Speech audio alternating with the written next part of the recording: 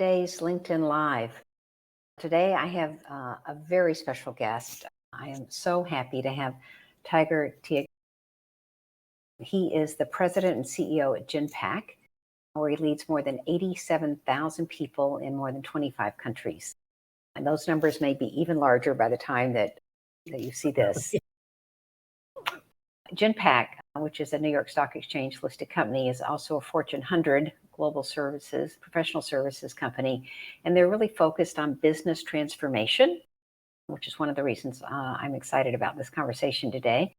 But doing that through digital-led innovation and digitally enabled intelligent operations, primarily for global Fortune 500 companies. So, Tiger, thank you so much for joining me. Karen, thank you so much for having me in this dialogue. Really looking forward to it. And yes, you're right. The 87,000 is actually now 115,000. Oh my gosh. Yeah. Wow. Well, that's what happens when you do internet research. Well, congratulations on leading 115,000 people. That's Thank phenomenal. So, Tiger, you're known for both your vision and your execution skills, which is, I'll say, not always a combination that we find in CEOs. But I want to start talking a little bit about vision. So last year I spoke with Stacy Simpson, who's the CMO at Genpact, who I now am a big fan of. And we talked about sort of this purpose-led pivot that happened at Genpact. And of course, Stacy sang your praises, both about your vision and about the partnership that you had with her. But you prioritized this move towards purpose-led, and you poured a lot of resources into it. And I'd love to know sort of what drove that in you that made you really make that such a big initiative for the organization. No, it's actually a great starting point. One, because I'm also a big fan of Stacy and my team, so that makes two of us. Right. And I have to give credit to Stacy to bring up the topic of for us to define as a company our purpose. And this happened maybe a quarter into the pandemic. And we had started our work on purpose a couple of quarters before the pandemic, and we put a stop to it because we were dealing with shifting 100,000 people to work from home, etc. And then we came back to the topic, and I remember Stacy and I talking, and we said, it looks like we've already discovered our purpose. And she and I spoke about it and said, the way our people across 30 countries, with no one telling them what to do, behaved and orchestrated the balance between looking after their own teams and themselves, as well as delivering value to our clients and not missing a heartbeat, told us that I think we have discovered our purpose. And the reason why we went down the path of defining a purpose was we've always felt that we are a company that deeply believes in culture and values as a way to orchestrate a team that actually belongs to one team and adds value to clients and builds a long-term career. We never found pen to paper to define a purpose. We had values defined, we had vision defined, we had strategy defined, but never defined a purpose. And then we realized as we came to the late 2019, and Stacy reminded me saying, as we become bigger and as we attract more and more talent, I think it's important to define a North Star that is aspirational and that's out there that we are going after. And she said, that's called purpose. Let's sit down and define it. We started that journey, put a stop to it, came back to it. And then we ended up where we ended up, which is we all have now fallen in love with our purpose, the relentless pursuit of a world that works better for people. Right. Yeah. It's just so beautifully and elegantly stated and speaks to you both internally and externally. So I think it's just fabulous. So while we're on the vision track, I'd say you have a view that's almost unique because of the work that you do and where you do it. And just in terms of sort of business transformation today, what are the trends that you're seeing that are sort of most informative or impactful?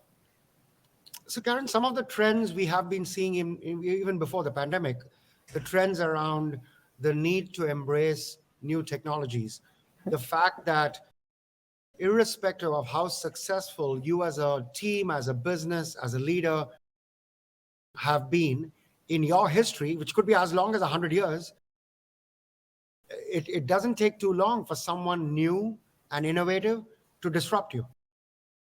And our realization over the last few years before the pandemic was those who drive change by getting into the driver's seat themselves and sometimes cannibalizing their own business and having the courage to do that are the people who are going to be successful longer term. And then the pandemic happened. And the only thing the pandemic did was really accelerate every one of those trends. The trend to going to the cloud, the trend to use data and analytics to drive predictive insights that people can use for decision making. The fact that everything is virtual, so virtualization has become so real now. And then the importance through this last 2 years of a world that has to work better for everyone long term. So the importance of environment, climate, sustainability in a very unique way, the pandemic in some respects has actually brought that to light even more. And when we go and hire millennials now, invariably one of the top 3 conversations they have with us is, tell me what you're doing on ESG, tell me how it aligns to purpose, tell me what you're doing in your business that actually I can relate to. And yes, compensation is important. Yes, the work I'm going to do is important. But guess what? These other topics are equally important. Mm-hmm. Yeah, so there's a big shift in the way that corporations are thinking about ESG today, right? So in part because a main portion of the workforce is demanding it, right? There's a pull for a change. But what is the impact, both for Genpact and for your clients, in terms of this shift? And beyond hiring, what are you seeing in terms of the shift? So Karen, I'll start with our own journey on a set of topics that are connected to ESG. So let's start with diversity and inclusion across the globe. The belief that a number of us have always had, and I've always had, is when you go down the path of, for example, driving diversity in your team as an agenda, you have to be clear that it connects to your strategy. I tell people, don't tell me you're going to do something just because you think it's the right thing to do. That's great. But when push comes to shove, you're going to stop doing it. Right. So sit down and talk to me about how it connects to strategy. So for us, diversity and inclusion as an example, which is one of the core tenets in our ESG agenda, is about how do you build a team that brings different thinking to the table, that is included in the conversation, that therefore builds a better solution for our clients. Yes. I've had this deep belief that cognitive diversity drives idea generation, that drives evolution of ideas, that delivers better insights and actions, etc. And that's no different than the way life has evolved over billions of years on Earth. Diversity of genetic population delivers better outcomes. So back to the ESG topic, it is central to our strategy. It's central to our talent strategy because we think the talent of today and tomorrow is going to need it and want it. It's central to our agenda of adding value to our clients because in every one of our services that we offer our clients, for example, when we do a lot of services and supply, a lot of our clients really would like to understand how do they build a sustainable supply chain ecosystem, a supply chain ecosystem that delivers better climate impact. The ability to choose suppliers who are more compliant through their sustainability practices than others. We play a big role in the choice of suppliers and the way you filter them, monitor them, and then how do you drive that supply chain. So again, as you can see, bringing ESG into our strategy and into our business is the way we think about ESG. And I think there are a number of our clients who are also thinking the same way. So I'm very excited that longer term, the world will find the right solutions for things like climate change. I'm always a glass half full, always an optimist. So there, you heard my optimism. I did. And I join you in your optimism. I'm just reminded that, monoculture, which is the opposite of the cognitive diversity that you spoke of, it looks so strong in the short term, right? Yeah. It's like, I have this beautiful crop, for example.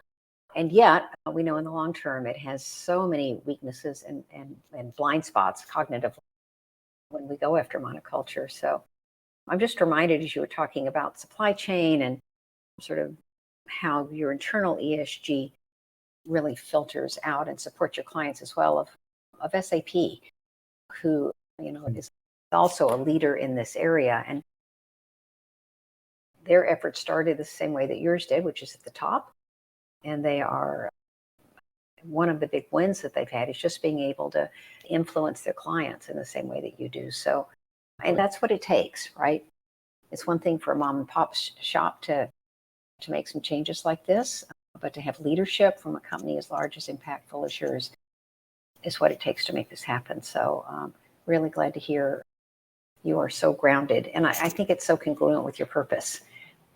So thank you. Thank you. And we have, our business model itself is so unique, and you pointed it out, Karen, which is while we are relatively small, $4 billion in revenue, in the context of much larger companies, we are small. However, we do spend all our time with global 500 companies. So we spend all our time with large enterprises.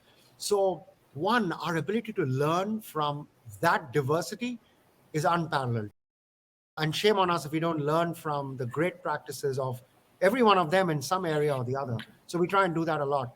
And the second is our ability to influence and help drive change in partnership with many of those large enterprises. So while we are small, the leverage we have when we work with a large enterprise is massive.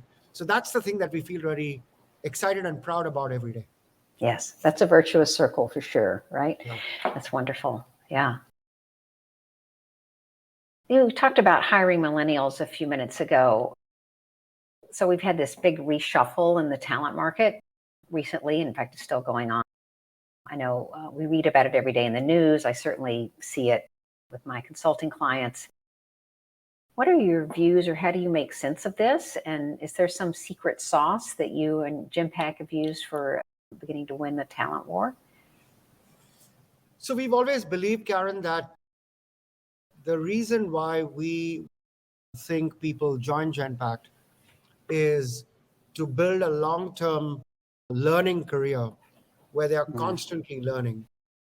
I've had the fundamental belief that the most important characteristic of humans that has allowed us to thrive for millions of years, hundreds of millions of years, and get to where we are is the core curiosity of being dissatisfied with status quo, of being constantly exploring and discovering.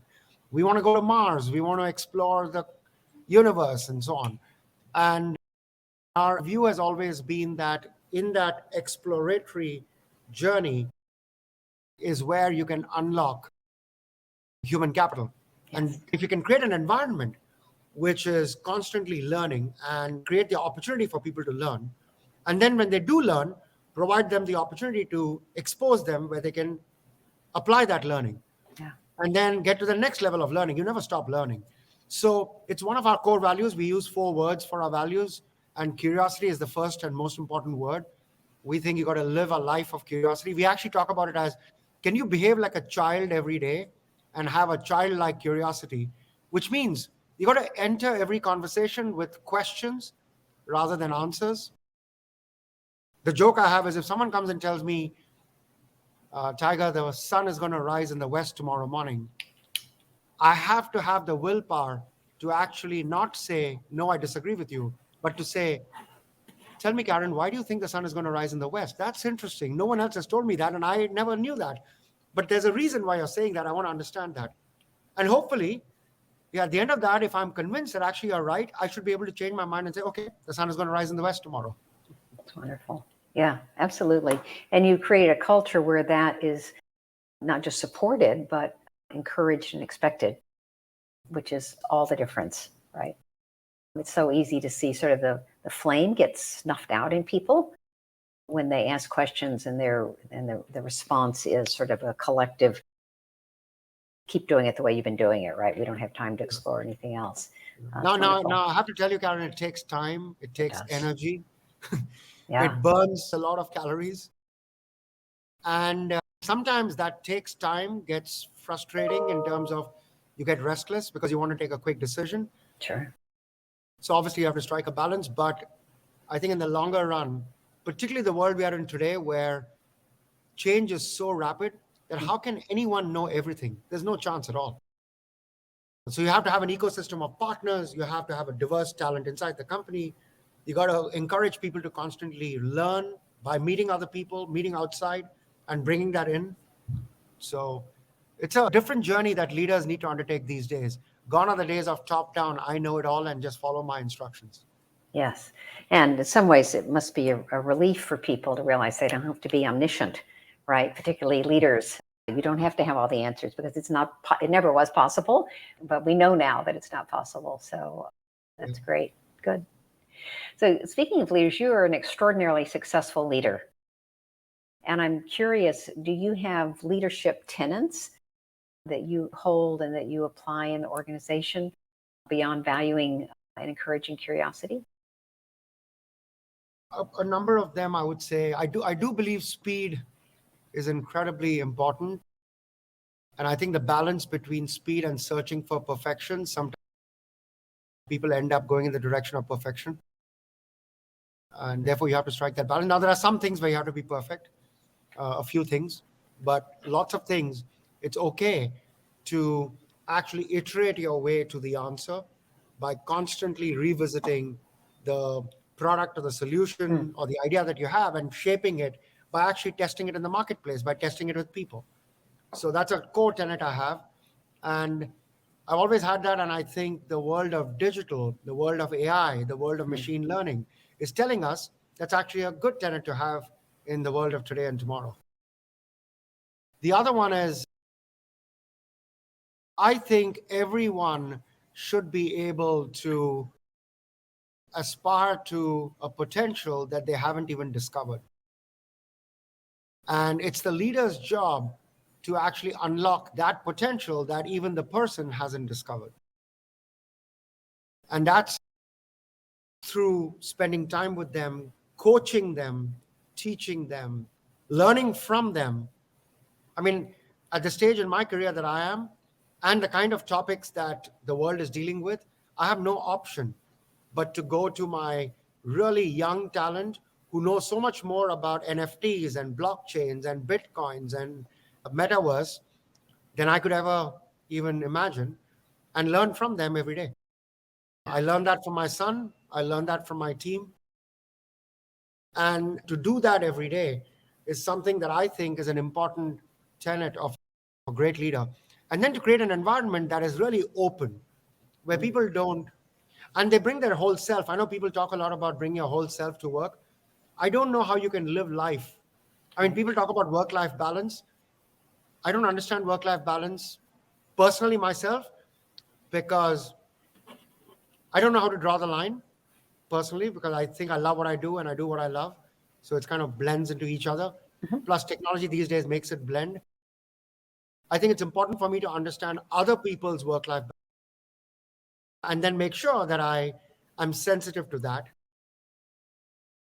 which means you got to be open about your work-life balance so everyone knows about it. So, being just open, honest, bringing your whole self, all of those are important tenets that I think about. And transparency, whether it is with customers or with investors or with the board or with your team.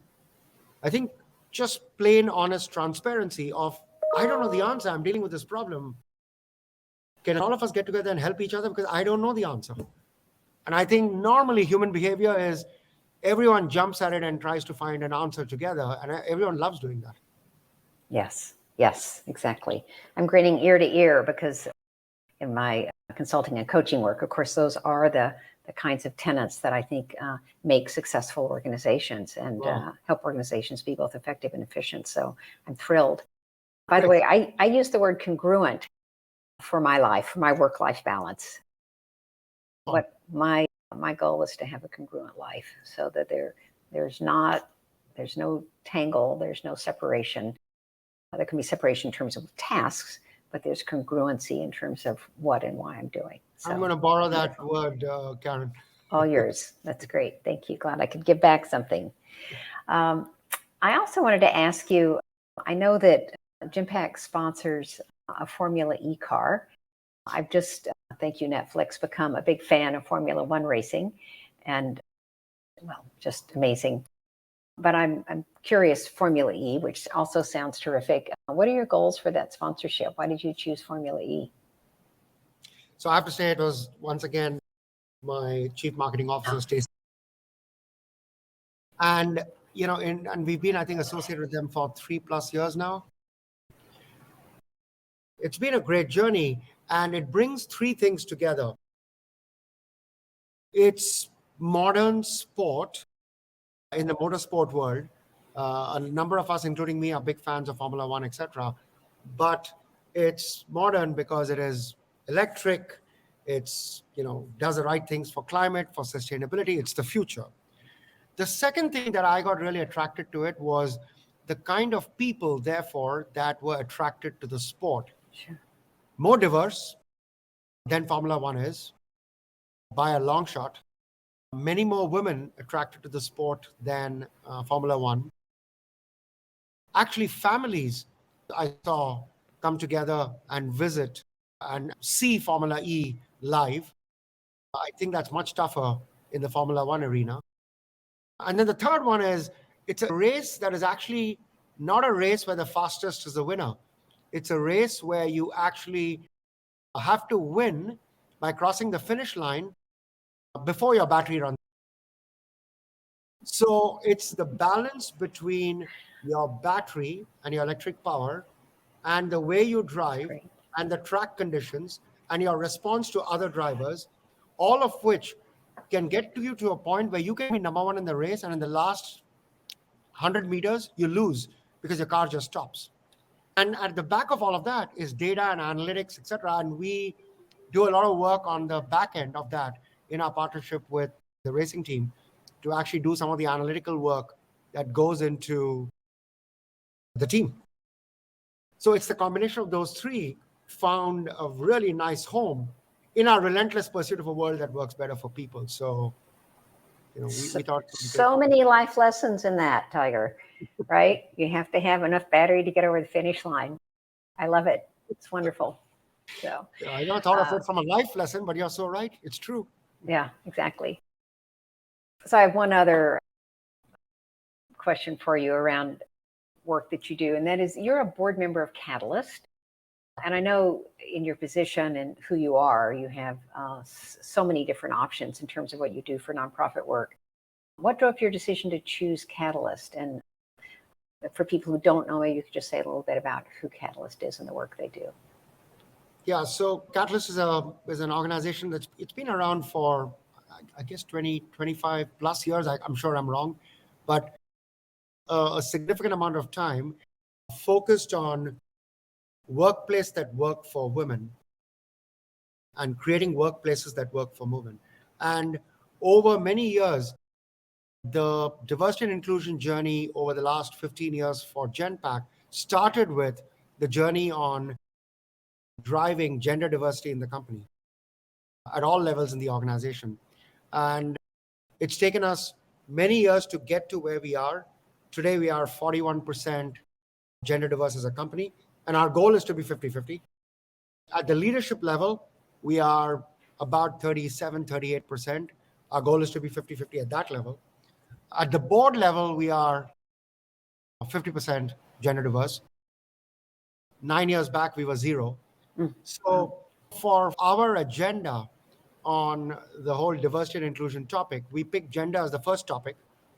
And we said, if we can solve gender, then we can come to the second topic and the third topic. And in that journey, discovered Catalyst, found the work they were doing was very, very important, critical, and decided to be part of the dialogue, learn from an amazing set of leaders who are part of the board and part of the leadership team at Catalyst, take those best practices, bring them into our organization. So it's been a great journey, learning from there. And then in the last couple of years, we stood up the whole diversity and inclusion pillar on racial equity. Yes. It actually started with the George Floyd incident, when we said, this is an important topic, we must pick it up now. And then we said, let's undertake the same journey that we're undertaking in gender, but let's do it much faster because we've learned from the gender journey. And I think we still have a long way to go, but we've made some good progress on that journey. But yeah, it goes back to, I picked that board amongst the not-for-profits world because I could connect it to my business. I could connect it to our strategy. I could connect it to our journey. So I can take those learnings and bring them back. I can take some of our practices and share them Right. with others and give it back to the others as a community. So yeah. Wonderful. That's like a great partnership. Yeah. So Tiger, my final question, the tagline for my business is up and to the right, because that's the place in the 2x2 matrix that we always want to be. Exactly. And I'm wondering if in your extraordinarily successful career, if there was a moment, maybe early on, when you knew you were moving in this direction. Oh, wow. Early on, when I was moving in the direction, Karen, I've always never thought of the next role I want to do and said that's exactly where I want to go and that's the leader I want to become, because I've always wondered if in doing so you cut off other options. Yes. Number one. And number two, I've always also wondered, are you living in the moment and trying to do the right thing today, or are you actually living in tomorrow? So I have this notion that life is so exciting today. There's so much to be done today. There's so much you're learning today. Don't get distracted by tomorrow. When tomorrow comes, you'll deal with it and have the security that, it'll all work out if you do the right things. So every once in a while, when I've had an opportunity be presented to me to move to the next leadership role, the next challenge to the next mountain to climb, I've always been taken by pleasant surprise, saying, wow, you actually thought of me doing this? This sounds like a tough thing to do. And I've always approached those types of moves with the philosophy that what can I do on day one that allows me to contribute to that role? At the same time, is there a little bit of a scare, a trepidation? I have a pit in my stomach because I don't know so many things. And it looks like a tall hill to climb. And if I don't feel that, it means that I'm not going to be excited. So I need that as well. So it's a combination of, I'm going to contribute a lot, 50%. I have no idea of the other 50%. Yeah. So lots of opportunity for learning and using that great curiosity that you have. I think that's wonderful. Thank you. And I think I've been fortunate to be constantly presented with those opportunities through the various organizations I work for, in this organization for the last 20 plus years, and surrounding myself with people who, I constantly say, I am only as good as all of them. And in fact, so many of them are better than me, that it's only a question of the planets aligning in a certain way that I am doing what I'm doing. Yeah, great. Well, thank you so much, Tiger. This has been wonderful. And you're just a terrific speaker, of course, but a terrific leader. It just comes through in all of the various areas that we've talked about. So I'm very happy to have met you and have had a chance to have this conversation, and wish you all the best. Take good care. Karen, thank you so much for having a conversation and phenomenal questions. Thank you. Thank you so much.